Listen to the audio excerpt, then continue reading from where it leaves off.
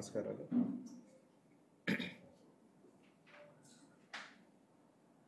గడచిన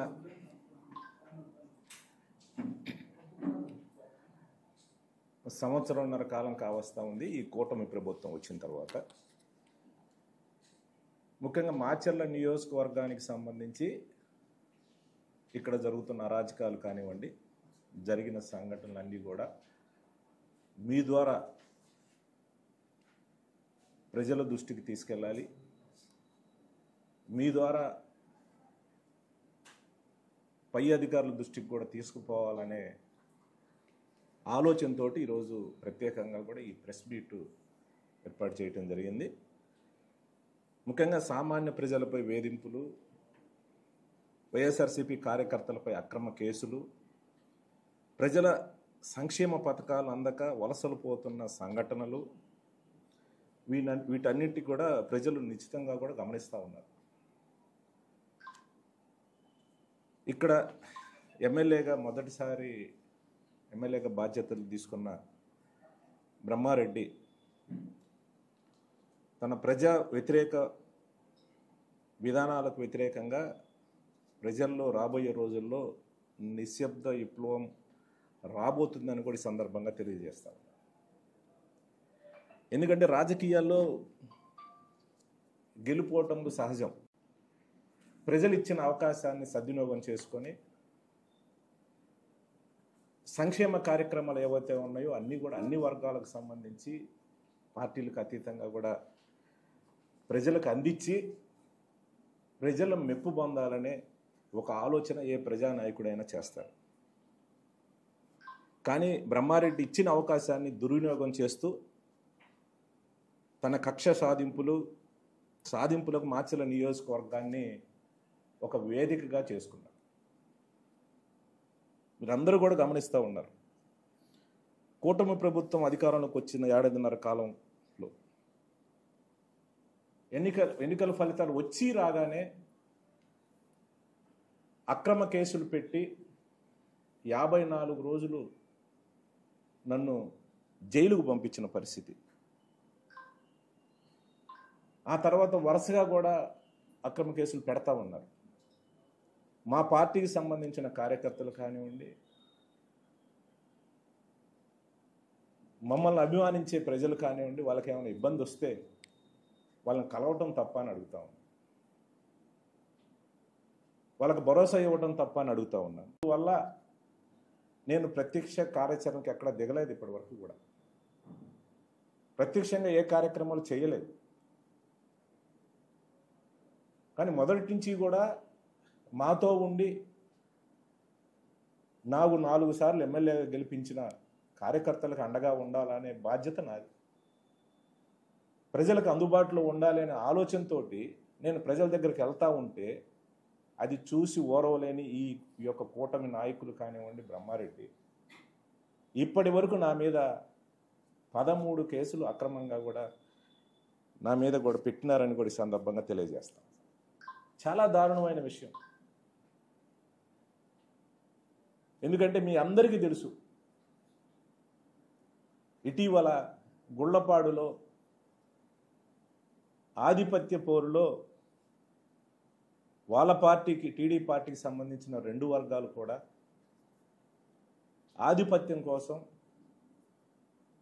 వాళ్ళు తగాద పొట్టుకొని జంట హత్యలు జరిగితే దానికి సంబంధించి జిల్లా ఎస్పీ కానివ్వండి, ఆ చనిపోయిన బాధితుల బంధువులు ఎవరైతే ఈ కేసు ప్రత్యక్ష సాక్షులు ఎవరైతే ఉన్నారో, ఈ కేసులో ఎవరైతే రిపోర్ట్ ఇచ్చిన ప్రత్యక్ష సాక్షులు ఎవరైతే ఉన్నారో వాళ్ళు కూడా ఇది ఆధిపత్య పోరు వల్ల మా పార్టీలో వర్గాల పోరు వల్ల కొట్టుకున్నారని వాళ్ళు కూడా చెప్పడం జరిగింది.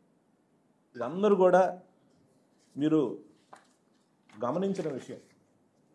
కానీ ఇంత దారుణంగా, ఎందుకంటే వెంటనే అక్కడున్న వర్గాలను సమన్వయం చేయలేక సొంత పార్టీ కార్యకర్తలు చంపుకుంటున్నారు.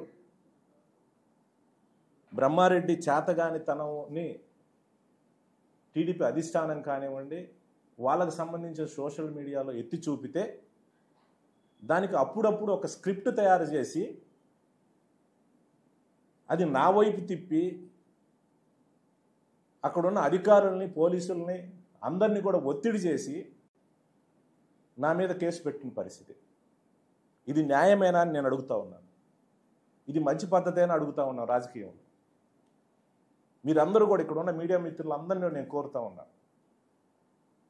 ఇక్కడున్న కుర్రోళ్ళు ఎవరన్నా ఉన్నా కూడా కొత్త జనరేషన్లో కొంత తెలియకపోవచ్చు, కానీ సీనియరు పాత్రికేయులు కూడా ఉన్నారు. మీరందరూ కూడా ఆలోచన చేయండి. మొదటి నుంచి కూడా పల్నాడు అంటేనే ఫ్యాక్షన్ రాజకీయాలు. ఒకప్పుడు బాగా కూడా ఫ్యాక్షన్ జరిగిన పరిస్థితి. ఎందుకంటే ఆనాడు దుర్గాంబ ఎమ్మెల్యేగా ఉండి చంద్రబాబు నాయుడు ముఖ్యమంత్రిగా ఉన్న టైంలో కూడా చాలా గ్రామాల్లో ఫ్యాక్షన్, బ్రహ్మారెడ్డి సొంత గ్రామంలోనే ఫ్యాక్షన్ హత్యలు జరిగిన పరిస్థితి. అలాంటి పరిస్థితిలో రాజశేఖర రెడ్డి గారు ముఖ్యమంత్రి అయిన తర్వాత చాలా వరకు ఫ్యాక్షన్ తగ్గిస్తూ వచ్చిన పరిస్థితి. ఆనాడు ఫ్యాక్షన్ రాజకీయాలకు సంబంధం ఉందని ముఖ్యమంత్రి హోదాలో ఈ బ్రహ్మారెడ్డినే చంద్రబాబు నాయుడు పార్టీని సస్పెండ్ చేసిన పరిస్థితి.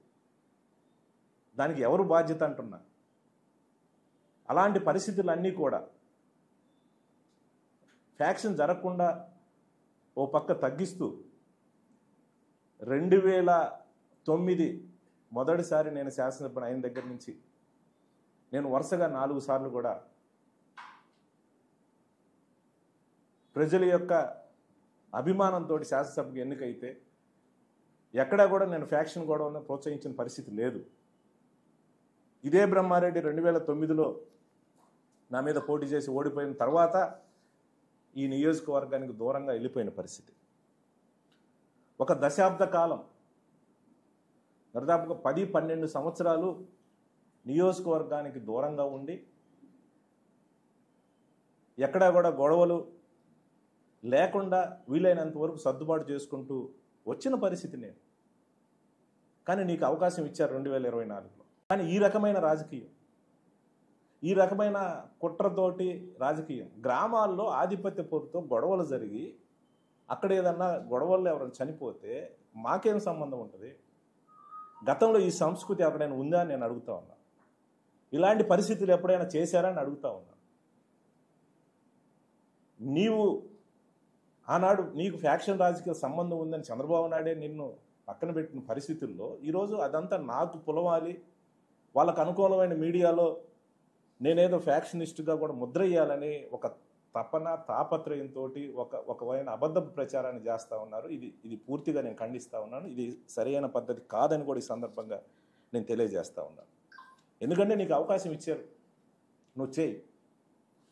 నేను చాలామంది అడిగారు, ఏమన్నా ఇదేందన్నా ఇంత అన్యాయంగా కేసులు పెట్టారు?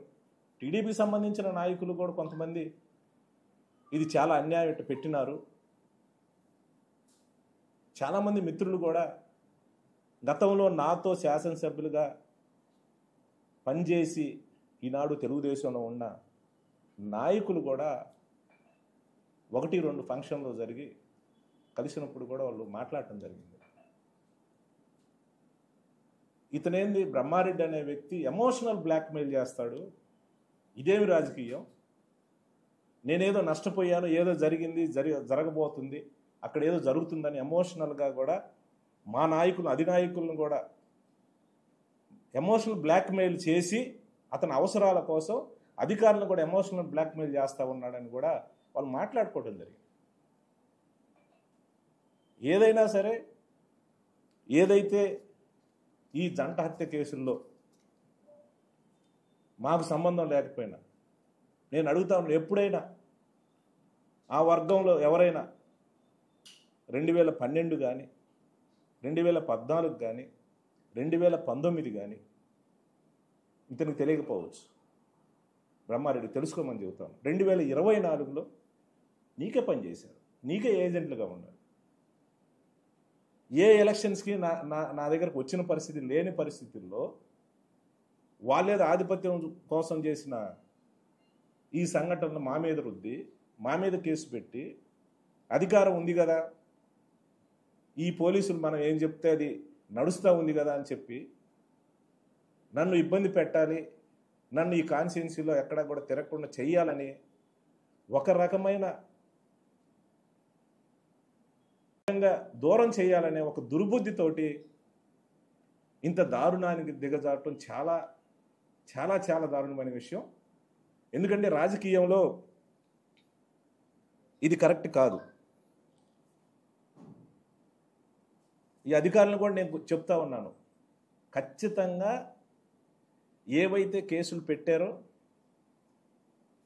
ఏదైతే నియోజకవర్గంలో ప్రజలను ఇబ్బంది పెడతా ఉన్నారో, దానికి ఎవరైతే కారణమో, బ్రహ్మారెడ్డి దగ్గర నుంచి దానికి ప్రత్యక్ష పరోక్ష సంబంధం తెలుగుదేశం నాయకుల దగ్గర నుంచి కింద స్థాయి నుంచి పై స్థాయి అధికారుల దాకా ఎవరి ప్రమేయం ఉన్నా ఖచ్చితంగా జగన్మోహన్ రెడ్డి ఖచ్చితంగా ఏమన్నా జగన్మోహన్ రెడ్డి అధికారంలోకి వస్తాడు. వచ్చిన తర్వాత ప్రతి కేసు మీద, ప్రతి సంఘటన మీద చట్టపరంగా రివ్యూ చేస్తాం. ఖచ్చితంగా వాళ్ళ మీద చర్యలు, ఎంత పెద్ద నాయకులైనా ఎంత పెద్ద ఆఫీసర్లైనా కూడా చట్టబద్ధంగా కూడా ఖచ్చితంగా దాని మీద ఎంక్వైరీ చేసి రివ్యూ చేసి చర్యలు ఉంటాయని కూడా ఈ సందర్భంగా తెలియజేస్తూ ఉన్నాను. ఇవే కాదు, అనేక గ్రామాల్లో ఈరోజు చూస్తూ ఉంటే ఎంత దారుణమైన విషయం అంటే, ఎప్పుడూ లేదు ఈ ఫ్యాక్షన్ గొడవలు, ఎక్కడ చిన్న చిన్న సంఘటనలు జరిగిన పూర్తి స్థాయిలో ఎప్పుడూ లేని విధంగా నియోజకవర్గంలో ఈరోజు చూస్తూ ఉంటే పీడీ యాక్ట్లు పెడతా ఉన్నారు. నేను అడుగుతా ఉన్నాను, ఏదైనా గ్రామాల్లో చిన్న చిన్న గొడవలు జరిగితే దానికి పీడీ యాక్ట్ పెడతారని అడుగుతా ఉన్నాను. వీళ్ళేమన్నా మావోయిస్టులా? వీళ్ళేమైనా దేశద్రోహం కేసులో ఉన్నారా? వీళ్ళేమన్నా స్మగ్లర్సా? రాజకీయ కేసులు ఏవైతే ఉన్నాయో చిన్న చిన్న సంఘటనలు ఆధారం చేసుకొని వాళ్ళ సోషల్ మీడియాలో పెద్దగా చూపించేసి ఈరోజు నియోజకవర్గంలో 6 మంది మీద పీడీ యాక్ట్ పెట్టిన పరిస్థితి. ఈరోజు ఎంత దౌర్భాగ్యమైన పరిస్థితి అంటే, ఇంకా మీ పేర్లు ఉన్నాయని ఈరోజు లక్షల డబ్బులు దండుకునే పరిస్థితి. అధికారుల దగ్గర నుంచి నాయకుల దగ్గర కూడా బెదిరిస్తూ ఉన్నారు. అంటే ఇలాంటి సంఘటన నేను గడిచిన 20 సంవత్సరాల కాలంలో నేను 4 సార్లు ఎమ్మెల్యేగా అయినా ఎప్పుడు కూడా ఇలాంటి అభద్రతా భావంతో ప్రజలు ఉన్న పరిస్థితి లేదని కూడా ఈ సందర్భంగా గుర్తు చేస్తూ ఉన్నాను. నేను చెప్తా ఉన్నాను, ఖచ్చితంగా ఇప్పటి వరకు జరిగిన సంఘటనలో ఎస్పీ గారిని, శ్రీనివాసరావు గారు ఎస్పీ గారు ఉన్నారు, ఇప్పుడు ట్రాన్స్ఫర్ అయిపోయారు కలెక్టర్ గారు అరుణ్ బాబు గారు, వాళ్ళిద్దరు పాత్ర కూడా ఉంది. ఈ తప్పుడు కేసులు చాలా వరకు పెట్టిన దాంట్లో కూడా ఖచ్చితంగా వాళ్ళ మీద కూడా రివ్యూ ఖచ్చితంగా చేస్తాం. ఎందుకంటే ఓ పీడీ యాక్ట్ పెట్టాలని అంటే చిన్న వాళ్ళ మీద పీడీ యాక్ట్ పెట్టి ఈ రకమైన దానికి అవకాశం ఇచ్చిన దాంట్లో అరుణ్ బాబు పాత్ర ఖచ్చితంగా ఉంది. ఆయన సంతకాలు పెట్టాడు. ఇది మంచి పద్ధతేనా అని అడుగుతా ఉన్నా. ఇది మనం ఎక్కడున్నాం? మేము మావోయిస్టులా, లేకపోతే ఏమన్నా దేశద్రోహులా, లేకపోతే స్మగ్లర్సా? ఈ రకమైన పీడీ యాక్ట్లు పెట్టి బెదిరియడం ఇది పద్ధతేనా అనుకో. ఎంతమందిని బెదిరిస్తారు? ఇవే కాదు, ఇంకా ఎందుకంటే బ్రహ్మారెడ్డి ఒక దశాబ్ద కాలం కాన్స్టిట్యున్సీలో లేడు, 12 సంవత్సరాల పైచిక్కు లేడు, తర్వాత వచ్చాడు. ఈరోజు వస్తాడు మీడియా ముందు, ఆయన ఊహించుకొని మా నాయకుడు జగన్మోహన్ రెడ్డి దగ్గర నుంచి నా దాకా కూడా ఆయన వ్యక్తిగతంగా కూడా దూషించే కార్యక్రమం చేస్తాం. బ్రహ్మారెడ్డి అది కరెక్ట్ కాదు. నీకు అవకాశం ఇచ్చారు, రైట్, నువ్వు నిధులు తీసుకురా, పల్నాడుని అభివృద్ధి చెయ్యి, చేసింది చూయించు. మీడియాలో ప్రచారం చేసుకోవటం, లేకపోతే మీడియా ముందు ఊగిపోతాం, మీడియా సాక్షిగా ఏదో అది పబ్లిసిటీ చేసుకోవడానికి ఒక రకమైన వార్నింగ్లు, నీ సంగతి చూస్తే ఎవరి సంగతి చూస్తే ఎవరు ఎక్కడ భయపడే వాళ్ళు ఎవరు లేరు. ఎందుకంటే మేము 30 ఏళ్ళ నుంచి రాజకీయం చేస్తూ ఉన్నాం. వరుసగా మా కుటుంబంలో 5 సార్లు ఎమ్మెల్యేగా మేము గెలిచాం. నేను 5 సార్లు పోటీ చేస్తే నేను 4 సార్లు గెలిచాను. మొదటిసారి నీకు అవకాశం ఇచ్చారు, ఖచ్చితంగా దాన్ని సద్వినియోగం చేసుకో. అంతేగాని నువ్వు ఈ రకమైన అనవసరమైన వివాదాలకు దిగి దాన్ని ఎమోషన్లు క్రియేట్ చేసి అతను ఏం చేస్తున్నాడనంటే ఒక రకమైన ప్రజల్లో కానీ అధికారుల్లో ఏదో రకంగా మీడియా ముందుకు వచ్చి ఎమోషన్ క్రియేట్ చేసి ఎమోషన్ల చాటున అతను దందా కార్యక్రమం చేస్తూ ఉన్నాడు. నేను అడుగుతా ఉన్నాను బ్రహ్మారెడ్డి, గడిచిన సంవత్సరన్నర కాలంలో నియోజకవర్గంలో ఉండే రేషన్ షాపు దగ్గర బియ్యాన్ని మంచికల్లు కేంద్రంగా నిన్నటిదాకా కూడా అక్కడ ఒక మిల్లు ద్వారా ప్యాకింగ్ చేసి బయటికి పంపించింది నీకు తెలియదా బ్రహ్మారెడ్డి అని నేను అడుగుతాను. డైరెక్ట్గా మెయిన్ రోడ్డు కానుకొని అక్కడి నుంచి ఖమ్మంపాడుకి మార్చి ఖమ్మంపాడులో ఒక మిల్లులో పేదల బియ్యాన్ని మొత్తాన్ని అక్కడ తరలించి అక్కడి నుంచి ప్యాక్ చేసేసి బయటకు పంపించింది నీకు తెలియదా బ్రహ్మారెడ్డి అని నేను అడుగుతాను. ఇవి కాదు, ఈరోజు చూస్తూ ఉంటే మార్కెటింగ్ యార్డ్ పేరుతోటి చెక్ పోస్టులు ఏర్పాటు చేసి చిన్న చిన్న రైతుల దగ్గర నుంచి చెస్ రూపంలో వాళ్ళకి ఎలాంటి రసీదు ఇవ్వకుండా డబ్బులు వసూలు చేస్తుంది నీకు తెలియకుండా జరుగుతుందా బ్రహ్మారెడ్డి అని నేను అడుగుతా ఉన్నా. ఇవే కాదు, మొన్న యూరియాకు సంబంధించి 2 రాష్ట్రాల్లో పెద్ద ఎత్తున కూడా రైతులు ధర్నాలు చేస్తూ ఉన్నారు, రైతులు పడిగాపులు కాస్తూ ఉన్నారు, రైతులు మాకు యూరియా ఇప్పించండి అని కూడా ప్రాధాయపడతా ఉన్నారు. ఆ సమస్యని ఎట్లా పరిష్కారం చేసుకోవాలి, ఏ రకంగా యూరియా తీసుకొచ్చి రైతులను ఆదుకోవాలని ఈ ప్రభుత్వం ఆలోచన చేయాలి. కానీ నిన్న ప్రెస్ మీట్ పెట్టేసి నువ్వేదో చేసావు అని చెప్పి నా మీద వ్యక్తిగతంగా కూడా మాట్లాడిన పరిస్థితి. ఇంకా ఏమంటాడు, నువ్వు చేతనైతే చర్చకి రమ్మంటాడు. రైట్, చర్చకి వస్తాను, నీకు చాలా టైం ఉంది బ్రహ్మారెడ్డి, నువ్వెందుకు ఆవేశపడతావు? నువ్వు 1 సంవత్సరంన్నర ఎమ్మెల్యేగా అయింది, నేను చర్చకి వచ్చినా నీకు చెప్పడానికి ఏం లేవు, నువ్వు చేసింది కూడా ఏం లేదు ఇప్పటిదాకా, నీకు మాట్లాడడానికి చాలా టైం ఉన్నది, నువ్వు మీ ముఖ్యమంత్రి గారిని ఒప్పించుకో, నువ్వు గ్రాంట్ తీసుకురా, నువ్వు డెవలప్ చేయి. జగన్మోహన్ రెడ్డి గారు ముఖ్యమంత్రిగా ఉన్నప్పుడు నేను ఎన్ని గ్రాంట్లు తీసుకొచ్చానో ఖచ్చితంగా నేను చేసిన పనులు చూపిస్తాను, ఖచ్చితంగా ఏమేమి ఎవిడెన్స్ అక్కడ ఉంటాయి, ఎక్కడికి పోవు, నువ్వు గ్రాంట్ తీసుకొచ్చి నువ్వు పని చేసిన తర్వాత ఒకరోజు ఖచ్చితంగా చర్చ పెట్టుకుందాం, ఎవరేం చేశారు, ఖచ్చితంగా అభివృద్ధి మీద ప్రజలు అవకాశం ఇచ్చారు, ఖచ్చితంగా చర్చ పెడదాం, దానికి వెనకపోయే ప్రశ్నే లేదు.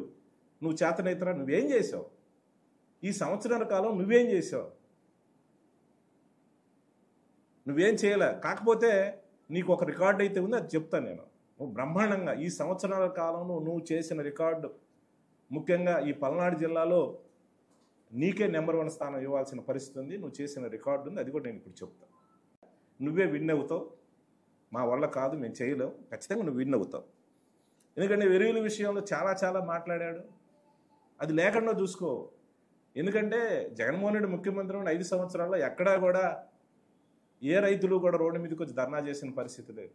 కొంచెం అటు ఇటుగా సబ్సిడీగా కూడా రైతులకు మేము యూరియా కానీ ఎరువులు కానీ అందించిన పరిస్థితి. నీకు తెలియదు, నువ్వు ఎక్కడో గుంటూరులో ఉన్నావు. వాస్తవంగా ఏదన్నా ఉంటే ఇక్కడున్న నిజాయితీగా ఉండే వాళ్ళ దగ్గర ఏమన్నా ఫీడ్బ్యాక్ తీసుకొని నువ్వు మాట్లాడితే బాగుంటుంది. ఇది ఎట్లా ఉందనంటే, మా కార్యకర్తలు ఏదైనా అనారోగ్యంతో ఉంటే ఆ ఊరికి నేను వెళ్ళినా, ఏదైనా చిన్న ఫంక్షన్ ఏదైనా ఉన్నా ఆడికి వెళ్ళినా, ఆ ఊర్లో ఏదో చిన్న గొడవ పెట్టాలి, మా వాళ్ళని కేసులు పెట్టి ఇబ్బంది పెట్టాలి. పోలీసులు ఉన్నారు కదా, ఏం చెప్తే చేసేవారు. లేకపోతే వాళ్ళ నుంచి ఒక చిన్న కంప్లైంట్ ఇప్పించేసి నా మీద వాళ్ళ సోషల్ మీడియాలో దుష్ప్రచారం చేయటం. నిన్న బయన్నపాడులో ఒక ఎస్సీ కులానికి సంబంధించి పెరాలసిస్ వచ్చేసి మొదటి నుంచి మా పార్టీ కార్యకర్త, నేను ఆయన కొంచెం పలకరిచ్చేసి వాళ్ళకి హాస్పిటల్కి సంబంధించి కొంచెం ఆర్థిక సహాయం చేద్దాం నేను వెళ్ళి వస్తే, అది ఆసరాగా తీసుకొని ఆ ఊరు నుంచి వాళ్ళ పార్టీకి సంబంధించిన ఒక కార్యకర్త చేత నేనేదో భూ కబ్జా చేసినానని కూడా ఒక పిటిషన్ ఇప్పించాను. నేను అడుగుతా ఉన్నాను, నేను స్టిల్ దానికి నిలబడి ఉంటాను. నేనే సిఐ గారికి రిటర్న్గా ఒక కంప్లైంట్ ఇద్దాం అనుకుంటున్నాను. నేనేం చేశాను నిరూపించాలి కదా, ఊరక గుడ్డగాల్చి మీద వేయటం కాదుగా. అన్ని రికార్డులన్నీ అధికారులు మీ దగ్గర ఉన్నారు, రికార్డులు మీ దగ్గర ఉన్నారు. నిజంగానే నేను చేస్తుంటే తప్పుడు ప్రచారం చేయటం ఇది కరెక్ట్ కాదు బ్రహ్మారెడ్డి. నేను చెప్తాను, ఇది కరెక్ట్ కాదు.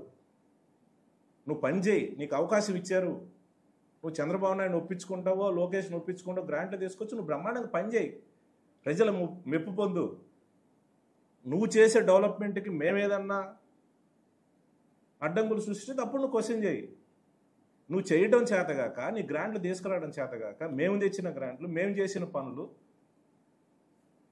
నువ్వు దాన్ని పెట్టుకొని ఏదో చేసినావు నీకు సంబంధించి సోషల్ మీడియాలో ప్రచారం చేయడం చాలా దుర్మార్గమైన విషయం.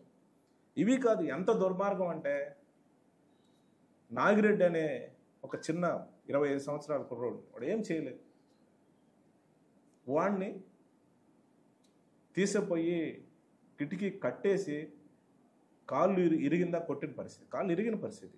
వాళ్ళు ఏం దుర్మార్గం చేశాడు, అంత కొట్టాల్సిన అవసరం ఏముంది అంటున్నా. ఇది నేను హైకోర్టులో న్యాయ పోరాటం చేస్తూ ఉన్నాను. ఇది ఎస్పీ గారు, కొత్త ఎస్పీ గారి దృష్టికి కూడా నేను తీసుకెళ్తాను. ఇలాంటి శ్రీనివాసరావు అనే మా ఎంపీపీ వాళ్ళ అబ్బాయిని హైదరాబాద్లో పోయి తీసుకొని అక్కడి నుంచి పిడుగురాల తీసుకొచ్చి పిడుగురాల పోలీస్ స్టేషన్లో కూర్చోబెట్టి విపరీతంగా కొట్టి హింసించిన పరిస్థితి. నిజంగానే ఉంటే పెట్టుకోండి. ఈ రకంగా వాళ్ళని హింసించి కొట్టే అధికారం మీకు ఎవరిచ్చినారని అడుగుతాం. ఇవే కాదు, చాలా అన్ని ఊళ్ళలో ఇదే సంఘటనలు జరుగుతూ ఉన్నాయి. ఈ సంఘటనలు ప్రోత్సహించడంలో, తప్పుడు కేసులు కట్టడంలో, గ్రామాల నుంచి పోలీసులను అడ్డం పెట్టుకొని గ్రామాలకు రాకుండా బయటికి పంపించే విషయంలో బ్రహ్మారెడ్డికి నెంబర్ 1 స్థానం ఖచ్చితంగా ఈ జిల్లాలో మొదటి స్థానం అయితే ఖచ్చితంగా ఇవ్వచ్చు. ఎందుకంటే ఈరోజు చూస్తే దరిదాపుగా మాచర్ల నియోజకవర్గంలో 574 కుటుంబాలు పైచెలుకు ఈ రోజుకి కూడా ఊరు వదిలిపెట్టి బయట ఉండి ఆ ఎస్సీ ఎస్టీ బీసీ కుటుంబాలు అయితే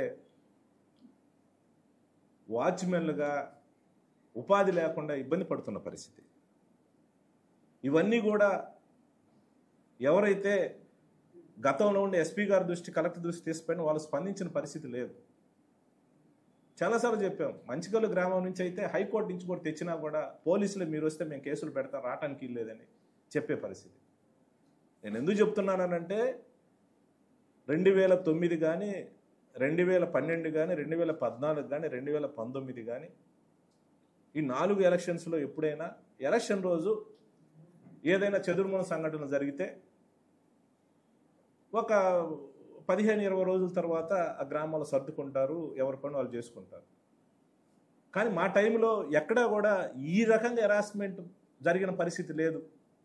1 సంవత్సరాల కాలం నుంచి ఈ రోజుకి కూడా ఊర్లోకి రానివ్వకుండా పోలీసులను అడ్డం పెట్టి అక్రమంగా బెదిరించే కార్యక్రమం ఇంతవరకు లేని పరిస్థితి ఈరోజు చూస్తూ ఉన్నాం. ఈ క్రెడిట్ అంతా కూడా బ్రహ్మారెడ్డికే ఉంటుంది. మరి బ్రహ్మారెడ్డికి పైకి మాత్రం బ్రహ్మాండంగా నాకేం తెలియదు అనేది, ఆయన ఏదో నేను చాలా అమాయకుడిని, నేను ఈ గొడవలకు చాలా దూరంగా ఉంటాను, నాకేం తెలియదని మాట్లాడుతూ ఉన్నారు. ఇది చాలా అన్యాయమైన విషయం. ఈ సందర్భం ఒకటైతే నేను హెచ్చరిస్తూ ఉన్నాను, గుళ్లపాడు జంట హత్యల కేసులో నాపైకి అక్రమంగా ఇరికించడం కానీ, కార్యకర్తలపై అక్రమ కేసులు పెట్టడం ద్వారా కానీ, జోలకండి బ్రహ్మారెడ్డి తాత్కాలికంగా తాను పైచాచిక ఆనందం పొందొచ్చు కానీ ఇది అందరూ ప్రజలు గమనిస్తూ ఉన్నారు. నిజంగా ఇతను చేసే సంఘటనలకి వాళ్ళ పార్టీకి సంబంధించిన కార్యకర్తలు కూడా ఎవరు కూడా దాన్ని సమర్థించే పరిస్థితి కనిపించట్లే. నాయకులు కూడా చాలామంది నాతో మాట్లాడిన పరిస్థితి, చాలామంది నాతో ఫోన్ ద్వారా కూడా ఇది చాలా అన్యాయంగా పెడతా ఉన్నారు, ఈ పరిస్థితి చాలా దారుణమైన పరిస్థితి, ఈ పద్ధతి కరెక్ట్ కాదు, ఈరోజు ఈ రకమైన అక్రమ కేసులు పెడుతూ ఊర్లు కూడా పంపించే కార్యక్రమాన్ని, ఈ సాంప్రదాయం కొనసాగితే రేపు ప్రభుత్వం మారిన తర్వాత దీనికి 10 చేసే పరిస్థితి వస్తుంది. ప్రజాస్వామ్యంలో ఇది కరెక్టేనా అని అడుగుతాం. ఈ రకమైన పద్ధతి కరెక్టేనా, పేదవాళ్ళు ఇబ్బంది పెట్టడం కరెక్టేనా అని అడుగుతూ ఉన్నారు. ఏదైనా గ్రామాల్లో కొన్ని సంఘటనలు ఏదైనా జరిగినప్పుడు ఖచ్చితంగా ఏమన్నా ఉంటే పోలీసు ద్వారా కానీ వీలైతే నాయకుల ద్వారా కూర్చోబెట్టి సర్దుబాటు చేసేసి ఊర్లోకి పంపించే కార్యక్రమం చేయాలి. కానీ ఈ రకంగా దౌర్జన్యంగా, ఈ రకంగా కూడా పోలీసులను అడ్డం పెట్టుకొని ఒక ఎమోషనల్ బ్లాక్మెయిల్ చేస్తూ అధికారులను కానివ్వండి నాయకులు చేస్తూ దాని ముసుగులో ఇతని దందాలకు ఎవరు అడ్డు చెప్పకూడదనే ఆలోచనతో ఇతను చేసిన దందాలన్నీ కూడా నా రికార్డులతో సహా ఉన్నాయి, టైం వచ్చినప్పుడు ఖచ్చితంగా బయట పెడతాడు. బ్రహ్మారెడ్డి ఎలాంటోడంటే మేకతోలు కప్పుకున్న తొడేళ్ళు అంటోడు. బయటికి మాత్రం మహాత్మా గాంధీ లాగా సూక్తులు చెప్తూ ఉంటాడు, లోపల చేసే కుట్ర బుద్ధులన్నీ ఇవన్నీ చేస్తూ ఉన్నారు. ఈరోజు చూస్తూ ఉన్న ఒక గ్రామం కాదు, ఈ రోజుకి ఈ కూటమి ప్రభుత్వం వచ్చి సంవత్సరన్నర అవుతావు. ఈ సంవత్సరన్నర కాలంలో ఈ రోజుకి కూడా ఊర్లోకి రాని గ్రామాలు ఈరోజు నేను చెప్తా ఉన్నాను. జంగమేశ్పాడు కానివ్వండి, అడిగొప్పలకు సంబంధించి ఈరోజు అరుణ ఎస్సీలు, నాయుడు, ముస్లిం కుటుంబాలు కానివ్వండి, అలాగే ముటుకూరు కానివ్వండి, కంచరగుంట కానివ్వండి, కోలగొట్ల కానివ్వండి, ధర్మవరంలో కానివ్వండి, తేరాల కానివ్వండి, మించాలంపాడు కానివ్వండి, కాకిరాల కానివ్వండి, గొట్టెపాల కానివ్వండి, గుళ్ళపాడు కానివ్వండి, వెల్దుర్తి బ్రహ్మారెడ్డి సొంత గ్రామం. ఈరోజు ఆడ ఒక 30 ఎస్సీ కుటుంబాలు ఈ రోజుకి కూడా వాళ్ళు బయట బతుకుతూ ఉన్నారు. కనీసం ఎలక్షన్ రోజు వాళ్ళ ఓటు కూడా వేయలేదు, వాళ్ళ ఓట్లు కూడా వీళ్ళే వేసుకున్నారు దౌర్జన్యంగా. కానీ ఈరోజు చూస్తే ఈ రోజుకి కూడా సొంత గ్రామంలో ఒక 30 ఎస్సీ కుటుంబాలు ఈరోజు కూడా బయట బతుకుతున్నారు అని అంటే ఇదందరికీ కూడా ప్రజలకు తెలియాల్సిన అవసరం ఉంది. అలాగే సిగిరిపాడు కానివ్వండి, బెల్లంకొండ వరపాలెం కానివ్వండి, మంచికల్లు కానివ్వండి, పాలవాయి గేట్ కానివ్వండి, మెట్టగుడిపాడు కానివ్వండి, రెండచింతలు కానివ్వండి, తుబ్బురుగోడు కానివ్వండి, చింతపల్లి, రెడ్డిపాలెం, బ్రహ్మనాయుడు కాలనీ, పేడ సన్నిగల్ల, పోతురాజుగుట్ట, కారంపూడి టౌన్, ఒప్పిచెర్ల, ఎస్సీ, వడ్డెర, రజక, రెడ్డి, మంగలి, ముస్లిము, యాదవ్, ఈ పేద కుటుంబాలన్నీ కూడా ఈరోజు దరిదాపుగా 570 పైచిలు కుటుంబాలు ఈ రోజుకు కూడా బయట ఉన్నారు. ఖచ్చితంగా ఇప్పుడున్న ఎస్పీ గారి దృష్టికి నేను తీసుకెళ్తాను. ఎస్పీ గారు టైం ఇస్తే టైం అడుగుతాం, ఖచ్చితంగా టైం ఇస్తే కుటుంబాల వివరాలు కూడా, గ్రామాల వివరాలు కూడా ఎస్పీ గారికి అందించేసి ఎస్పీ గారిని కూడా నేను కోరుతూ ఉన్నాను. ఎందుకంటే పైనుంచి ఏం ఒత్తిడిలో ఏం చేయాలో, ఏ రకమైన ఏం డైరెక్షనో పోయిన ఎస్పీ గారు కానీ కలెక్టర్ గారు కానీ స్పందించిన పరిస్థితి. ఈ ఎస్పీ గారిని నేను కోరుతూ ఉన్నాను, కింద స్థాయి అధికారులు ఇచ్చే రాంగ్ ఫీడ్ని దయచేసి ఎస్పీ గారు మీరు నమ్మొద్దండి. గతంలో నేను 4 సార్లు శాసనసభ్యుగా ఉన్నాను, 5 సార్లు మా కుటుంబం శాసనసభ్యుగా ఉన్న పరిస్థితి. ఇలాంటి పరిస్థితి గతంలో ఎక్కడ లేని పరిస్థితి. దయచేసి మీ ద్వారా ఎస్పీ గారిని కోరుతూ ఉన్నాను. నా దగ్గర ఫుల్ డేటా ఉంది, కుటుంబాలతో సహా వివరాలన్నీ ఉన్నాయి. ఎస్పీ గారిని నేను టైం అడుగుతాను, టైం ఇస్తే ఖచ్చితంగా ఈ వివరాలన్నీ అందజేసి న్యాయం చేయమని కూడా నేను కోరుతూ ఉన్నాను. న్యాయం చేసే బాధ్యత ఎస్పీ గారిని కలెక్టర్ గారిని ఉంది. కానీ ఇప్పటికైనా సరే ఈ పీడీ యాక్ట్ల పేరుతోటి దయచేసి మీరు ఇలాంటి ప్రోత్సహించొద్దని కూడా ఎస్పీ గారిని కలెక్టర్ గారిని కోరుతా ఉన్నాను. గతంలో చేశారు, ఇప్పటికి 6 మందిని పెట్టారు, ఇంకా ఉన్నాయని చెప్తా ఉన్నారు. దయచేసి పునరాలోచన చేయండి. ఈ పెట్టిన 6 కేసులు ఏవైతే ఉన్నాయో ఖచ్చితంగా వాళ్ళ మీద రీఎంక్వైరీ చేస్తాం. అప్పుడున్న కలెక్టర్ బాధ్యుడైతే ఖచ్చితంగా అతని మీద చర్యలు ఉంటాయి, ఎవరిని కూడా వదిలిపెట్టేది లేదు. ఇది జగన్మోహన్ రెడ్డి గారి దృష్టికి కూడా ఖచ్చితంగా నేను తీసుకుపోవటం జరిగింది. ఖచ్చితంగా ఆ దిశగా కూడా ప్రయత్నం చేస్తాం. ఇప్పుడే కాదు, ఇప్పుడు 13 కేసులు పెట్టారు, ఇంకెన్ని కేసులు పెట్టినా ఈ నియోజకవర్గంలో కార్యకర్తల అండ ఉన్నంతసేపు, ప్రజల అభిమానం ఉన్నంతసేపు ఎవరు ఏం చేయలేరు, ఎవరికి కూడా భయపడే ప్రశ్నే లేదు. ఈరోజు 100ల మంది మీద కేసులు పెట్టి హింసిస్తూ ఉన్నారు. 2022లో మాచర్ల టౌన్లో ఒక సంఘటన జరిగింది. దానిలో టీడీపీ సంబంధించి మా పార్టీకి సంబంధించిన వాళ్ళ మీద కూడా ఎఫ్ఐఆర్ చేసి కేసులు పెట్టారు. కానీ ఇంతవరకు ఛార్జ్షీట్ వేయకుండా ఈ గడిచిన 3.5 సంవత్సరాల కాలంలో ఎవరు తిరిగితే వాళ్ళని యాడ్ చేసుకుంటూ సంబంధం లేని వాళ్ళు కూడా ఆ పేరు పెట్టడం, వాళ్ళని రిమాండ్ పంపించడం, ఈ రకమైన ఆనందం ఏందో అర్థం కావట్లేదు. ఇది చాలా దారుణమైన విషయం. నిజంగానే ఎవరైనా తప్పు చేసి ఉంటే వాళ్ళ మీద చర్యలు తీసుకోవచ్చు, కేసులు పెట్టవచ్చు. కానీ ఏమి చెయ్యకుండా ఈ బ్రహ్మారెడ్డి అనే వ్యక్తి అతని నైజము హింసను ప్రోత్సహించడమే. పైకి మాత్రం పెద్ద గాంధీ మహాత్మంలాగా నాకేం తెలియదు అన్నట్టుగా, ఇవన్నీ సంఘటన తెలియదు అన్నట్టుగా ఆయన పెద్ద శుద్ధపూసలాగా కూడా ప్రజలు బెళ్ళపిచ్చే కార్యక్రమం చేస్తూ ఉన్నారు. ఇప్పుడిప్పుడే ప్రజలు కూడా తెలుసుకుంటా ఉన్నారు. ఎందుకనంటే ఇతను గతంలో రాజకీయంలో ఉన్నప్పుడు ఒక 15 సంవత్సరాల గ్యాప్ వచ్చింది. అప్పుడున్న జనరేషన్కి తెలుసు, కానీ కొత్తగా వచ్చిన జనరేషన్ ఇతని గురించి తెలియదు. ఇతను ఏదో చేస్తాడంటే ఇప్పుడు ఏం చేసేది ఏందో కూడా అర్థమవుతాం. ఎందుకంటే చేసినవి చెప్పుకోవాలి. ఇంకేదన్నా ఉంటే నువ్వు ప్రభుత్వాన్ని ఒప్పించి గ్రాంట్లు తీసుకొచ్చి డెవలప్ చేయాలి. నువ్వు ఏమి చేయకుండా ఏదో అయిపోయిందని కూడా ఈ కూటమి ప్రభుత్వ నాయకులు ప్రచారం చేసుకుంటూ ఉన్నారు. నేను అడుగుతా ఉన్నాను, పూర్తిగా కూడా ఎప్పుడు లేని ఈ 40 సంవత్సరాల్లో మాచర్ల నియోజకవర్గంలో లేని హింస ఈరోజు కనపడతా ఉంది. ప్రజల్లో ఒక అభద్రతాభావం కనిపిస్తూ ఉంది. ఎక్కడైనా స్వచ్ఛతగా తిరగాలంటే తిరగలేని పరిస్థితి. ఏ కేసులో ఎవరిని తీసుకుపోయి లోపలేస్తారో ఈ పోలీసులు కూడా వాళ్ళు ఏం చెప్తారో, ఏ చిన్న నాయకుడు చెప్పినా వాళ్ళని తీసుకుపోయి కూర్చోబెట్టడం, డబ్బులు వసూలు చేయటం, బెదిరియటం, కేసులు పెట్టడం, రిమాండ్ చేయటం. ఈ రకమైన ఆనందం ఏందో నాకు అర్థం కావట్లేదు. ఇది మంచి పద్ధతి కాదు అని కూడా నేను అడుగుతాను. ఖచ్చితంగా ప్రతి కేసుకి రివ్యూ ఉంటుంది, ఖచ్చితంగా చేస్తాను. ఇవి కాకుండా సంక్షేమ కార్యక్రమాలు లేస్తే నువ్వేం చేసావు అని అడుగుతా ఉన్నారు. నేనేం చేసింది అనేది ప్రజలు గమనిస్తూ ఉన్నారు, ప్రజలకు తెలుసు, అందరికీ తెలుసు. ఈరోజు చంద్రబాబు నాయుడు ఈ కూటమి నాయకులు ఏం చెప్పారు ఎలక్షన్స్ ముందు? జగన్మోహన్ రెడ్డి చేసే సంక్షేమ కార్యక్రమాలు అన్నీ ఇస్తూ అంతకంటే మేము ఎక్కువ ఇస్తామని చెప్పి ఈ రాష్ట్రంలో అన్ని వర్గాల ప్రజలని నమ్మించి మోసం చేసి ఈరోజు దగా చేసి ఎవరికి ఇవ్వకుండా ఎగ్గొట్టిన మాట వాస్తవం కాదని అడుగుతా ఉన్నారు. దానికి మేమేదో చేసామని చెప్తా ఉన్నారు. నేను అడుగుతా ఉన్నాను, జగన్మోహన్ రెడ్డి గారు ముఖ్యమంత్రిగా ఉన్నప్పుడు ఈ రాష్ట్రంలో పేదవారి కోసం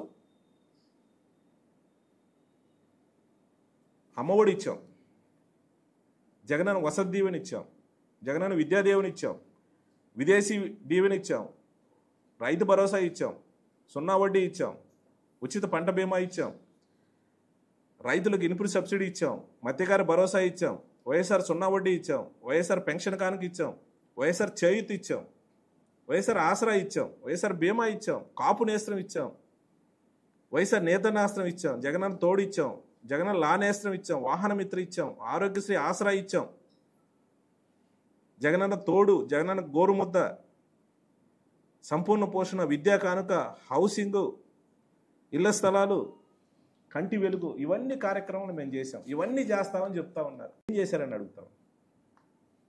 ఈరోజు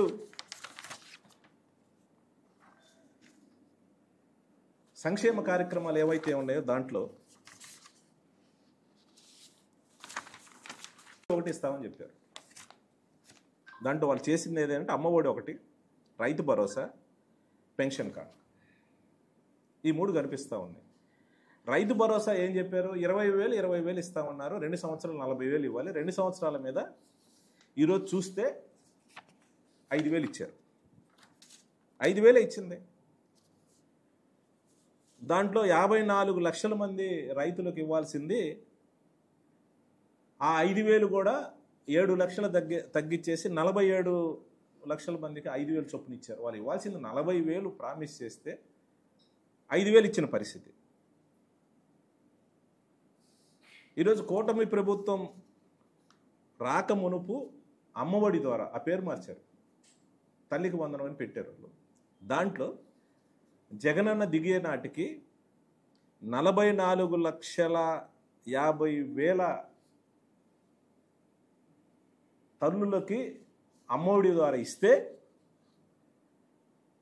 చంద్రబాబు నాయుడు వచ్చిన తర్వాత ఈరోజు అది కుదించి 41,38,000 మందికి మాత్రమే తల్లులకి అకౌంట్లో డబ్బులు వేస్తున్న పరిస్థితి. ఆ రేషియో చూస్తే 87 లక్షల మంది పిల్లలకి అమ్మఒడి అంటే తల్లికి వందనం వాళ్ళు చెప్పే దాంట్లో ఇవ్వాల్సిన పరిస్థితిలో 66.5 లక్షల మందికి ఇచ్చిన పరిస్థితి. ఇవి కాకుండా పెన్షన్స్ కూడా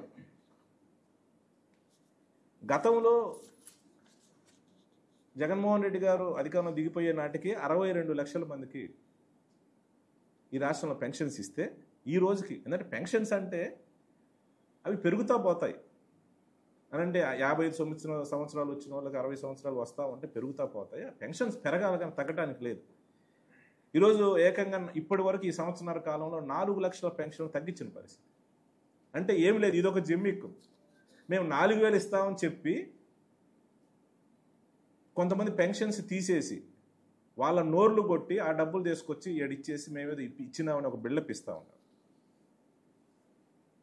మన మాచర్ల మన నియోజకవర్గంలో కూడా ఇప్పటి వరకు 3,400 పైచిలుకు పెన్షన్స్ తీసేసిన పరిస్థితి. వాళ్ళ నోర్లు కొట్టేసి మేమేదో 4,000 ఇస్తున్నామని ప్రతి నెల కూడా ఇదేదో పబ్లిసిటీ చేసుకునే కార్యక్రమం చేస్తామన్నారు. ఇది న్యాయమైన అని అడుగుతాం.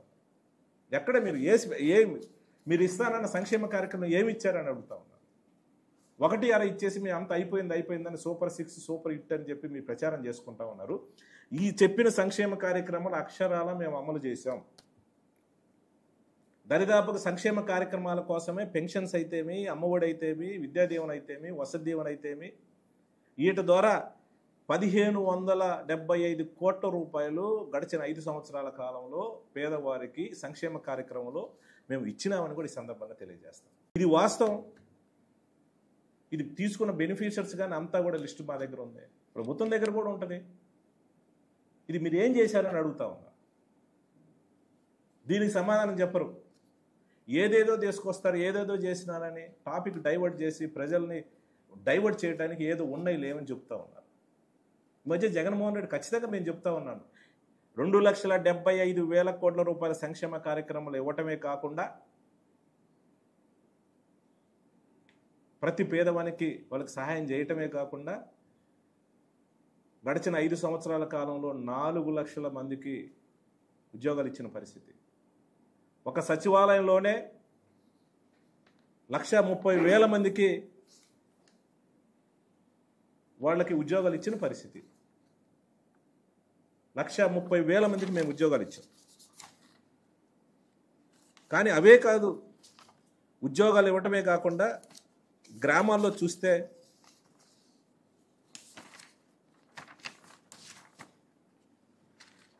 చూస్తే ఈరోజు ఇప్పటికైతే సచివాలయం బిల్డింగ్లు 65 కట్టాం, రైతు భరోసా కేంద్రాలు 38, హెల్త్ సెంటర్లు 27, నాడు నేడు కింద స్కూల్స్కి డెవలప్మెంట్ 250 స్కూల్స్ డెవలప్ చేశాం, ప్రాథమిక ఆరోగ్య కేంద్రాలు 10, కమ్యూనిటీ సెంటర్స్ 2, కమ్యూనిటీ హాల్స్ 78, కొత్త సబ్స్టేషన్లు 12. దరిదాపుగా సంక్షేమ కార్యక్రమాలే కాకుండా ఈట కోసం 1,115 కోట్ల రూపాయలు డబ్బులు నేను తీసుకొచ్చినాను కూడా ఈ సందర్భం తెలియజేస్తా ఉన్నాను. అంతెందుకు, గతంలో మా పార్టీలో ఎంపీగా పనిచేసిన కృష్ణదేవరాయలు గారు ఈ మధ్య కాలంలో కూడా మాచర్ల నియోజకవర్గంలో 2,500 కోట్ల రూపాయలతోటి రోడ్లకి విషయంలో మేము డెవలప్ చేసినాము గడిచిన 5-6 సంవత్సరాలని కూడా ఈ మధ్య ఈ కార్యక్రమం మార్కెటింగ్ ఎలా జరిగిన కార్యక్రమంలో డ్యాష్ మీద కూడా నేను విన్న పరిస్థితి. ఇంకా నీకు వివరాలు కావాలంటే పక్కనే ఉన్న మీ ఎంపీని అడిగితే చెబుతారు, ఇప్పుడు మీతోటే ఉన్నారు. ఇవన్నీ కూడా దాచిపెట్టి ఎంతసేపు ఉన్నా కూడా వాళ్ళ మీద కేసు పెడదాం, వీళ్ళ మీద కేసు పెడదాం, ఏమన్నా ఉంటే ఒక సైకో ఆనందం పొందుతూ మీడియా ముందు ఆయన అది చేస్తాం, ఈయన్ని ఇది చేస్తాం. చాలా మంది చేసుకోవటానికి ఇక్కడికి ఎవరు భయపడేది ఏం లేదు. ఈరోజు మా మీద 10 కేసులు పెడితే దానికి 10 ఖచ్చితంగా రాబోయే రోజులు అనుభవిస్తారు. ఏదైతే ఉత్త కేసులు పెట్టారో, తప్పుడు కేసులు పెట్టారో, ప్రతి గ్రామంలో పెట్టే తప్పుడు కేసు మీద రిజిస్టర్ చేసిన ఆఫీసర్ దగ్గర నుంచి అతనికి రికమెండ్ చేసిన పై అధికారి దగ్గర నుంచి అందరూ కూడా బాధ్యత వహిస్తారు. ఎవరిని కూడా వదిలిపెట్టే ప్రశ్న లేదు. ఇప్పటికైనా నేను పోలీస్ అధికారులను కోరుతా ఉన్నాను, మీరు న్యాయంగా చేయండి. మనం తప్పు చేస్తే చేయండి తప్పితే వాళ్ళ మాటలిని మీరు దోషులుగా నిలబడొద్దు. రేపు చట్టం ముందు మేము నిలబెట్టినప్పుడు మీరు ఎవరు కూడా రక్షించే పరిస్థితి ఖచ్చితంగా ఉండదు. ఇంకొకటి లేస్తే ఏం చెప్తాడు, వరకపుడిచల ప్రాజెక్టు గురించి మాట్లాడుకోండి. దాంట్లో నిర్దిష్టంగా ఖచ్చితంగా మేము ఉన్నాం. వరకపుడిచల ప్రాజెక్టు గురించి ఎప్పటి కాదు ఎప్పటి నుంచో కూడా మన ప్రాంతంలో వరకపుడిచల గురించి అవసరం. నేను ఖచ్చితంగా చెప్పాను ఆ రోజు. నేను ఖచ్చితంగా నేనేం చెప్పాను, వరకపుడిచల ప్రాజెక్టు తీసుకొస్తానని పదే పదే పబ్లిక్ మీటింగ్లో చెప్పిన మాట వాస్తవం. దానికి నేను కట్టుబడి ఉన్నా, ఈ రోజు కూడా కట్టుబడి ఉన్నా నేను.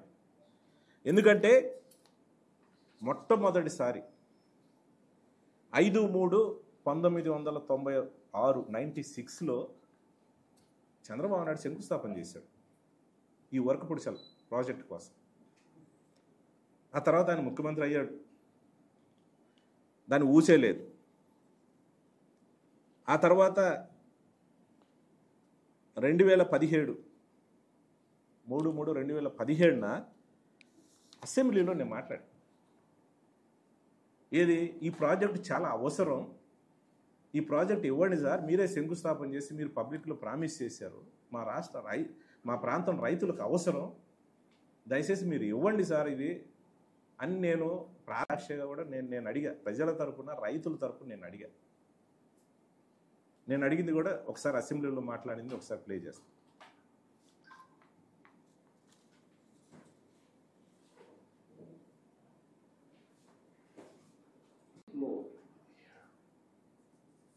వినుకొండ ప్రాంతం, బొల్లాపల్లి ప్రాంతం అధ్యక్ష చెప్పిన సమాధానం ప్రాజెక్టు అనుకూలంగా లేదని చెప్పడం జరిగింది అధ్యక్ష. చాలా బాధాకరమైన విషయం అధ్యక్ష. పల్నాడు ప్రాంతంలో, ముఖ్యంగా మాచర్ల ప్రాంతంలో సార్ అధ్యక్ష, దుర్గి, వెల్దుర్తి, కారంపూడి, వినుకొండ ప్రాంతం, బొల్లాపల్లి ప్రాంతం అధ్యక్ష, ప్రకాశం జిల్లా పుల్లంచేరు ప్రాంతంలో పూర్తిగా వర్షాలనే ఇబ్బంది పడే పరిస్థితి అధ్యక్ష. మా ప్రాంతంలో వర్షాలు తక్కువగా ఉండటం వల్ల రైతు కూలీలు కూడా బాగా ఇబ్బంది పడే పరిస్థితి అధ్యక్ష. ఈ ప్రాజెక్టు కోసం 60 సంవత్సరాల నుంచి కూడా మా ప్రాంతంలో రైతాంగం ఉద్యమాలు చేస్తా ఉన్నారు అధ్యక్ష, ధర్నాలు చేస్తా ఉన్నారు అధ్యక్ష. స్వాతంత్రం వచ్చిన మొదట్లో అధ్యక్ష 1952లో అప్పటి ప్రభుత్వం ఒక కమిటీని కూడా వేయడం జరిగింది అధ్యక్ష. కోసలా కమిటీ అని ఒక కమిటీని వేశారు అధ్యక్ష. ఆ ప్రాంతం ప్రాజెక్టుకి అనుకూలమా కాదని కూడా కమిటీ వేశారు అధ్యక్ష. 1955లో ఆ కమిటీ కూడా రిపోర్ట్ ఇచ్చింది అధ్యక్ష. ఆ ప్రాంతం అవసరం, పల్నాడు ప్రాంతంలో ఆ ప్రాజెక్ట్ అవసరం కూడా ఇచ్చింది అధ్యక్ష. ఆ కమిటీలో కేఎల్ రావు గారు కూడా ఆ కమిటీలో ఉన్నారు అధ్యక్ష. అధ్యక్ష, ఆ తర్వాత పల్నాడు విమోచన సమితి పేరుతోటి రాజకీయాలకు అతీతంగా ఎన్నో ఉద్యమాలు, ధర్నాలు కూడా జరిగినాయి అధ్యక్ష. తర్వాత అధ్యక్ష 1996లో అధ్యక్ష ఇప్పుడు ముఖ్యమంత్రి చంద్రబాబు నాయుడు గారు అప్పుడు మా ప్రాంతంలో ఒక సభను ఏర్పాటు చేసి అధ్యక్ష ఖచ్చితంగా ఇక్కడ ప్రాజెక్ట్ ఇస్తామని ప్రామిస్ చేశాడు అధ్యక్ష. అప్పుడు పబ్లిక్ మీటింగ్ లో మాట్లాడిన ఫోటో కూడా ఉంది అధ్యక్ష. ఆ రోజు చెప్పడం జరిగింది అధ్యక్ష, పల్నాడు కళ నెరవేరబోతా ఉన్నది కూడా చెప్పారు అధ్యక్ష. రైతులు చాలా సంతోషించారు అధ్యక్ష, ఆ ప్రాజెక్టు వస్తుందని కూడా. కానీ ఆ ప్రాజెక్టు నెరవేరలేదు అధ్యక్ష, అందరితో ఆగిపోయింది అధ్యక్ష. ఆ తర్వాత 2008లో స్వర్గీయ రాజశేఖర రెడ్డి గారు ఖచ్చితంగా ఆ ప్రాజెక్టు ఇస్తామని అక్కడ శంకుస్థాపన చేయడం జరిగింది అధ్యక్ష. గవర్నమెంట్ జీవో కూడా ఇవ్వడం జరిగింది అధ్యక్ష. జీవో నెంబర్ 702 జీవో ఇచ్చారు అధ్యక్ష. 1.7 టీఎంసీ స్టోరేజ్ తోటి అధ్యక్ష 1.7 స్టోరేజ్ అధ్యక్ష 197.7 కోట్లతోటి 44,326 ఎకరాలతో డిజైన్ చేసి ఆ ప్రాజెక్ట్ ఇవ్వడానికి కూడా ఆ రోజు టెండర్లు కూడా పిలవడం కూడా జరిగింది అధ్యక్ష. కానీ దురదృష్టవశాత్తు ఆయన చనిపోవడం వల్ల మా ప్రాంతం యొక్క రైతులు కోరికల మీద, ఆశ మీద కూడా నిలిచేటట్టు అయింది అధ్యక్ష. ఆ తర్వాత వచ్చిన ముఖ్యమంత్రులు అధ్యక్ష రోజయ్య గారికి, తర్వాత కిరణ్ కుమార్ రెడ్డి గారికి కూడా నేను చాలా సార్లు చెప్పడం కంప్లీట్ చేయాలి. తీసుకుంటున్నారండి వస్తున్నట్టుగానే మీరు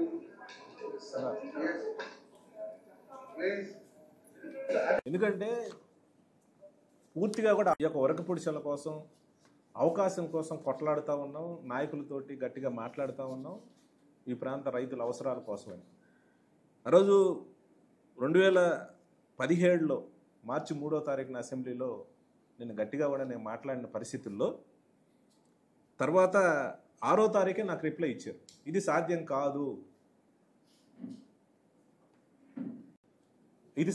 కాదు, ఈ ప్రాజెక్ట్ ఇవ్వలేవు, ఇది ఎందుకనంటే పూర్తిగా కూడా టైగర్ రిజర్వ్ ఫారెస్ట్లో ఉంది కాబట్టి ఇది మేము ఇచ్చే పరిస్థితి లేదు, ఇది కాదు అని చెప్పి కూడా రిటర్న్గా కూడా నాకు పంపించారు. అంటే ఏ రకంగా ఏ విధంగా కూడా మన ప్రాంత ప్రజలకి ప్రేమ ఉందో ఈ కూటమి ప్రభుత్వ చంద్రబాబు నాయుడుకి అర్థమవుతాం.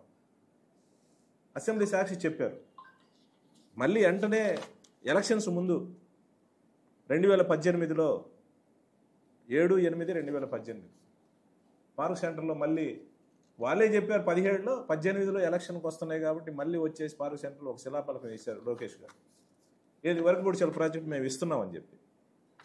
అప్పటికి ఏమి లేవు, ఎలాంటి అనుమతులు లేవు. అనుమతులు లేకుండా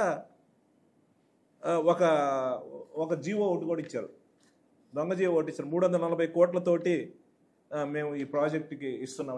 ఎలాంటి అనుమతులు లేకుండా, అంటే ప్రజల్ని మభ్యపెట్టాలి, ప్రజల్ని మోసం చేయాలనే ఆలోచనతో ఒక దొంగ జీవో ఇచ్చి 340 కోట్లు ఇస్తున్నాడు. ఇదే లోకేష్ మళ్ళీ 18లో శంకుస్థాపన చేసిన పరిస్థితి. కానీ ఆ తర్వాత అప్పటికే 2016లో జగన్మోహన్ రెడ్డి గారు కరువు ధర్నా కార్యక్రమం భాగంగా మాచర్లు వచ్చినప్పుడు నేను మళ్ళీ కూడా జగన్మోహన్ రెడ్డి గారు చెప్పడం జరిగింది, అన్న మాకు ఈ ప్రాంతంలో అవసరం, ఖచ్చితంగా ఏదైనా మీరు చేయాల్సిందే అని అంటే పబ్లిక్ మీటింగ్లో ఖచ్చితంగా మనం అధికారంలోకి వస్తున్నాం, వరకపుడిసల ప్రాజెక్టు ఖచ్చితంగా మనం ఇస్తున్నాం, అన్ని అనుమతులతోటి మనం ఇస్తా ఉన్నాం, ఇదే విషయం ప్రజలకు చెప్పండి, రైతులకు చెప్పండి, రైతులు ధైర్యంగా నిబ్బరంగా ఉండమని చెప్పి జగన్మోహన్ రెడ్డి చెప్పిన మేర జగన్మోహన్ రెడ్డి ఆదేశాల మేరకే నేను ప్రజల దగ్గరికి పోయి ఖచ్చితంగా ఇస్తున్నామని కూడా చెప్పడం జరిగింది. కానీ ఆ తర్వాత 2019 అధికారంలోకి వచ్చిన తర్వాత దాని మీద చాలా ఎక్సర్సైజ్ చేశాం. ఎందుకంటే కొంచెం లేటు కావడానికి దురదృష్టం ఏంటంటే 1-2.5 సంవత్సరాలు కరోనా వచ్చింది. అవి కేంద్ర లెవెల్లో అనుమతులు రావాల్సిన పరిస్థితి. అవి దానికోసం చాలా ఎక్సర్సైజ్ చేశాం. చేసి దరిదాపుగా 1,25,363 ఎకరాలు టోటల్గా వరకపుడిసెల ఫస్ట్ ఫేజ్ సెకండ్ ఫేజ్ కలిపి 1,25,363 ఎకరాలకు సంబంధించి 34 గ్రామాలు సంబంధించి తాగునీరు కానివ్వండి, సాగునీరుకి ఇది డిజైన్ చేసిన ప్రాజెక్ట్ కట్టడానికి దరిదాపుగా 3,800 కోట్ల రూపాయలు అవసరమవుతాయి. పూర్తిగా కూడా ప్రభుత్వం దగ్గర ఫుల్ ఎస్టిమేట్ తోటి వాళ్ళ దగ్గర ఉంది, అన్నీ కూడా రెడీ చేసిన పరిస్థితి. అప్పట్లో ఎస్టిమేట్ వేసేసి గవర్నమెంట్ ద్వారా జీవో కూడా ఇప్పించినాం.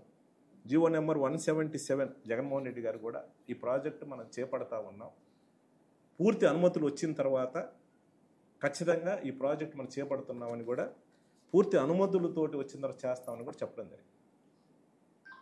ఈ ప్రాజెక్టు పూర్తిగా అనుమతులు రావటం, దానికి సంబంధించిన అన్ని పర్మిషన్స్ వాళ్ళు ఫేక్ జీవో ఇచ్చింది 340 కోట్లతోటి ఫేక్ జీవో 18లో ఇచ్చిన 6/2/2018 ఎలక్షన్ కోసం ఫేక్ జీవో ఇచ్చింది. ఎలాంటి అనుమతులు లేకుండా ఎట్లా పని చేస్తారు, ఎక్కడ ఫారెస్ట్లోకి రాణిస్తారా? అంటే ఇది ప్రజలు మోసం చేయటం కాదని అడుగుతా ఉన్నా. జగన్మోహన్ రెడ్డి గారు ముఖ్యమంత్రి అయిన తర్వాత ఈరోజు వైల్డ్ ఫారెస్ట్ సంబంధించి 31/5/2023 నేను అడుగుతా ఉన్నాను. ఎందుకనంటే 23 దాకా పట్టింది ఏంటంటే ఈ జీవోలు పర్మిషన్స్ రావటానికి. ఎందుకంటే ముందు కరోనా ఉంది కాబట్టి 31/5/2023 వైల్డ్ రిజర్వ్ ఫారెస్ట్ సంబంధించి అన్ని అనుమతులు కూడా 2023 రావడం. ఇవన్నీ వచ్చిన తర్వాత జగన్మోహన్ రెడ్డి గారిని మాచర్ల తీసుకొచ్చి శంకుస్థాపన చేయించి ఆయన చేత కూడా చెప్పేయడం జరిగింది. పూర్తి అనుమతులు వచ్చిన తర్వాత మేము చేయడం జరిగింది, ఖచ్చితంగా ఈ ప్రాజెక్ట్ పూర్తి చేస్తాం. రైట్, అది రొటీన్ ప్రాజెక్ట్, అన్ని అనుమతులు వచ్చినాయి. ఏదైతే మీ నోటి గుండా ఇది సాధ్యం కాదు, ఈ ప్రాజెక్ట్ కట్టలేమని అసెంబ్లీ సాక్షిగా ఇదే చంద్రబాబు నాయుడు ముఖ్యమంత్రిగా ఉండి చెప్పిన ప్రాజెక్టుని జగన్మోహన్ రెడ్డి గారు కేంద్ర ప్రభుత్వంతో మాట్లాడి నాటి ప్రధానమంత్రిని ఒప్పించి tiger reserve forest, wild life ఫారెస్ట్లో వాళ్ళతో అధికారులు పిలిచి చర్చించేసి ఎంతో ప్రయాసపడి అనుమతులన్నీ కూడా తీసుకొచ్చాం. ఇంకా డబ్బులుంటే పని చేయటమే, వేరేది ఏం లేదు. అక్కడ దాకా తీసుకొచ్చి పెట్టాం. రేట్లో అన్నం అన్నీ కూడా కలిపి పెట్టాం. ఇదే అన్ని పర్మిషన్స్ వచ్చినాయి, మీరు డబ్బులు ఇస్తే పని చేస్తామని ఎలక్షన్ తర్వాత చంద్రబాబు నాయుడు మీటింగ్లో కూడా ఎంపీ మాట్లాడిన పరిస్థితి. ఇలాంటిది ఇదేదో మేమే తెచ్చాం సోషల్ మీడియాలో సంకలు కొట్టుకుంటా ఉన్నారు ఈరోజు బ్రహ్మారెడ్డి. ఏమీ లేదు, నువ్వు శూన్యం, నువ్వు ఎంత సోషల్ మీడియాలో నువ్వు ఏ రకంగా ప్రచారం చేసుకున్నా నువ్వు జీరో, వర్క్ పొడిచేల దాంట్లో నువ్వు చేసింది ఏమీ లేదు. నీకు చేతనైతే నువ్వు చంద్రబాబు నాయుడు గారిని ఒప్పించి, నీకు చేతనైతే ఇప్పుడు ఏమి చెప్పినా నువ్వేమి చేసినా నువ్వేం చేయలేవు. నీకు చేతనైతే 1,25,000 ఎకరాలకు సంబంధించి 3,807 కోట్ల రూపాయలు ఏవైతే ఉన్నాయో రేపు వచ్చే బడ్జెట్ సమావేశాల్లో వరకపొడికి సంబంధించి 3,807 కోట్ల రూపాయలు బడ్జెట్లో నువ్వు కేటాయింపు చేతన చేయించి ప్రారంభించు, పనులు చేయి. తద్వారా ప్రజల మొప్పు పొందు. నాకే అసూయ నాకే ఉండదు. ఇది ఎప్పుడో 60-70 సంవత్సరాల నుంచి ప్రజల కళ, పల్నాడు రైతుల కళ. కాకపోతే మీరు చేత కాదు, మీరు వదిలేసిన ప్రాజెక్టు పర్మిషన్స్ రావు. ఆ రోజు ఏంటంటే ఇక్కడ అక్కడ బీజేపీతో కలిసి ఉన్నారు, ఉండి కూడా మీకు చేత కాలేంది. మీకు అన్ని అనుమతులు తీసుకొచ్చాం, రైతుల కోసం కష్టపడ్డాం, తిరిగాం, చేసాం, పర్మిషన్లు అన్నీ తీసుకొచ్చాం అనే తృప్తి మాకుంటుంది. మిగతా పనులు గ్రాంట్ తీసుకొచ్చి మీరు పని చేయండి, ఎవరొద్దన్నారు? అవి చేతగాక ఇప్పుడు ఏమి లేకుండానే మేము తెచ్చిన అనుమతులు, మొన్న 14 కోట్ల రూపాయల చిల్లర గవర్నమెంట్ డబ్బులు కట్టినారని అంటే ప్రభుత్వం దగ్గర నుంచి అనుమతులన్నీ మేము తీసుకొచ్చి, కేంద్ర ప్రభుత్వం అనుమతి తీసుకొచ్చిన తర్వాత ఫారెస్ట్కి సంబంధించిన డబ్బులు ఏదైతే కట్టాలో అది కూడా మేము డిజైన్ చేసి ఎస్టిమేట్ చేయించేసి నష్టపరిహారం మేము ఇస్తామని చెప్పేసి కమిట్మెంట్ అయ్యి ప్రభుత్వం ద్వారా కూడా వాళ్ళకి చెప్పించిన పరిస్థితి. ఆ తర్వాత ప్రభుత్వం మారటం వల్ల ఆ డబ్బులు కట్టారు. అది రొటీన్ ప్రాసెస్. అవి కాదు, ప్రాజెక్టుకు సంబంధించి ఏదైతే 3,807 కోట్ల రూపాయలు నువ్వు బడ్జెట్లో పెట్టించు, పని చేయించమని కూడా బ్రహ్మారెడ్డి నేను డిమాండ్ చేస్తా ఉన్నాను. మొదటిసారి ఎమ్మెల్యే అయ్యావు, నువ్వు పని చేయి. అంతేగాని ఇన్ని గ్రామాల ప్రజలు ఉసురు పోసుకొని ఇంతమంది కేసులు పెట్టి ఇంతమంది హింసించి నువ్వు సాధించేది ఏం లేదు. నీకన్నా సుమారు కొద్దిగా అటు ఇటుగా 10 సంవత్సరాలు వయసులో చిన్నోడిని అయినా నాకు ప్రజల అవకాశం 4 సార్లు ఎమ్మెల్యే కట్టడానికి అవకాశం ఇచ్చారు. నువ్వు ఇంకా కావాలనుకుంటే నువ్వు మంచి పనులు చెయ్యి. వ్యక్తిగతంగా ప్రజల ఉరుసు కార్యకర్తలు, మా కార్యకర్తల ఉసురు పోసుకోవద్దు, ప్రజలు ఉసురు పోసుకోవద్దు, దయచేసి నేను చెప్తా ఉన్నాను. ఈ రకమైన ఎవరిని పడితే వాళ్ళని బెదిరించడం, అధికారులను అడ్డం పెట్టుకోవడం, ఈ పోలీసుల చేత కేసులు పెట్టడం ఇది మంచి పద్ధతి కాదు. మా మీద ఇంకా నేను ఇంకా ఎక్కడ ప్రజల దగ్గరికి వస్తాను తిరగకుండా, నేను ఒక వారం ప్రజల దగ్గరికి వెళ్ళి ఏదన్నా పరామర్శ పేరుతోటి వాళ్ళని ఏదన్నా కుటుంబ ధైర్యం పోతే నాకు ఇంకొక కేసు. మొన్న జరిగిన ఎక్కడా కూడా నియోజకవర్గంలో వినాయక నిమజ్జనాలకు సంబంధించి దగ్గరుండి మా కార్యకర్తలు కానీ మా వాళ్ళని కానీ పర్మిషన్ ఇవ్వకుండా ఏదైనా అక్కడక్కడ పిల్లలు ఏదైనా చిన్న బొమ్మలు పెట్టుకుంటే చిన్న మైకు కూడా పర్మిషన్ ఇవ్వకుండా నిర్బంధించిన పరిస్థితి. ఈరోజు అదే తెలుగుదేశం పార్టీకి సంబంధించి డీజేలతో అమ్మాయిలతో డ్యాన్సులు వేయించిన ఈ వీడియోలు కూడా నేను చూసిన పరిస్థితి. అలాంటిది వాళ్ళ మీద ఏముండవు. నేను హైదరాబాద్ నుంచి ఇంటికి వస్తూ ఉంటే మధ్యలో కొంతమంది కార్యకర్తలు కలిసి నేను వస్తే మళ్ళీ నా మీద ఇంకో కేసు. ఇది మంచి పద్ధతేనా అని అడుగుతా ఉన్నాను. అంటే ఈ కేసులు పెడితే ఎవరైనా భయపడతారని అడుగుతాను. కేసులు ఎదుర్కొంటాం. తప్పుడు కేసులు ఏం పెట్టారు? మాచర్ల నియోజకవర్గంలో ఎప్పుడూ లేని కొత్త సంస్కృతిని బ్రహ్మారెడ్డి అలవాటు చేస్తాం. ఖచ్చితంగా తెలుగుదేశం కార్యకర్తల నాయకుల కూడా నేను వాళ్ళందరినీ కూడా ఆలోచన చేయమని కోరుతా ఉన్నాను. ఎందుకంటే గడిచిన 15-20 సంవత్సరాల్లో ఇలాంటి పరిస్థితి ఎప్పుడు లేని పరిస్థితి. ఎలక్షన్ అప్పుడు ఏదన్నా ఆ 2 రోజులు ఉధృతలు ఏమైనా ఉంటే తప్పితే ఆ తర్వాత కూడా ఎవరి పని వాళ్ళు చేసుకునే పరిస్థితి. ఈ రకంగా ఎంటబడి హింసించడం, పోలీసులను అడ్డం పెట్టుకొని ఊర్లోకి వస్తే కేసులు పెడతాం. మంచి కళ్ళలో అయితే మరి ఎలక్షన్లో చిన్న గొడవ కూడా లేదు, అంతకుముందు ఏం గొడవలు లేవు. కావాలని ఈరోజు సంవత్సరంన్నర నుంచి బయట ఉంచారు. హైకోర్టు ఆర్డర్ ఇచ్చింది, అయినా కూడా పోలీసులు మీదకి వస్తే ఇంకో కేసులు పెడతాం. రావటానికి లేదని చెప్తా ఉన్నారు. ఇది మంచి పద్ధతేనని అడుగుతా ఉన్నారు.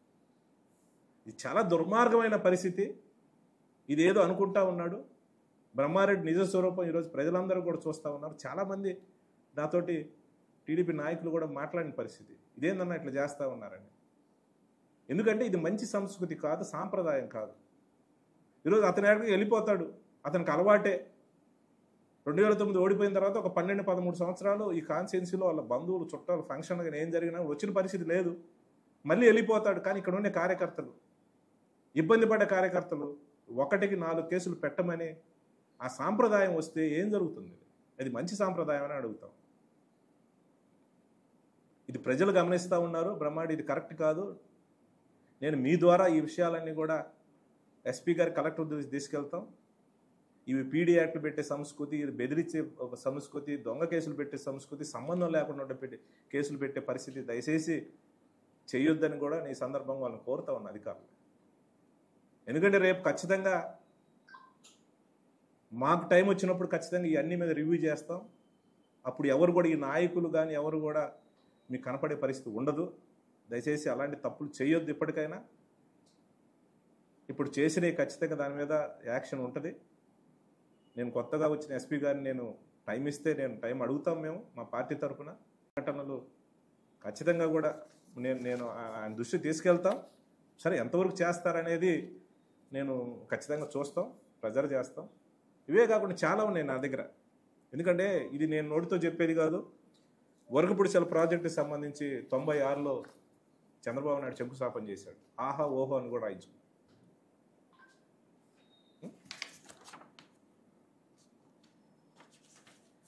అప్పుడు ఈనాడు పేపర్లో పెద్ద విశ్లేషణ ఏదో జరిగిపోతా ఉంది 96లో శంకుస్థాపన తర్వాత.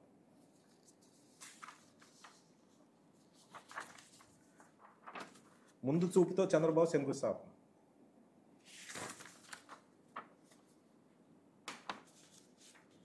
పల్నాడు రైతాంగంపై చంద్రబాబు ఆగ్రహం. ఎందుకంటే ఆ రోజు నీళ్ళు ఇబ్బంది పడుతున్నారని గురజాల మాచలకు సంబంధించిన తెలుగుదేశం నాయకులు చంద్రబాబు నాయుడు దగ్గరికి పోతే, మళ్ళీ మీరుగిన వచ్చి అడావుడి చేస్తే మేము లోపలేస్తామని చెప్పిన పరిస్థితి వాళ్ళ పేపర్లోనే రాశారు, జ్యోతిలోనే రాశారు.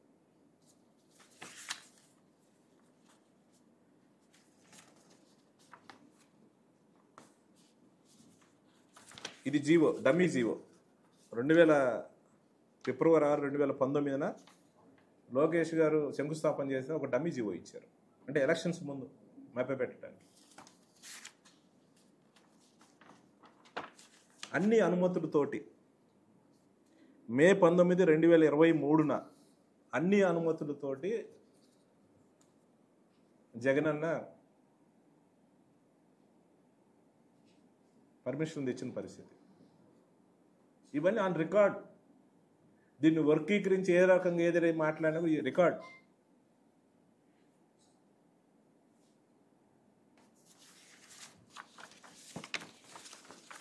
వాస్తవాలు తెలుసుకొని మాట్లాడాలని బ్రహ్మారెడ్డి నేను ఈ సందర్భంగా హెచ్చరిస్తూ ఉన్నాను.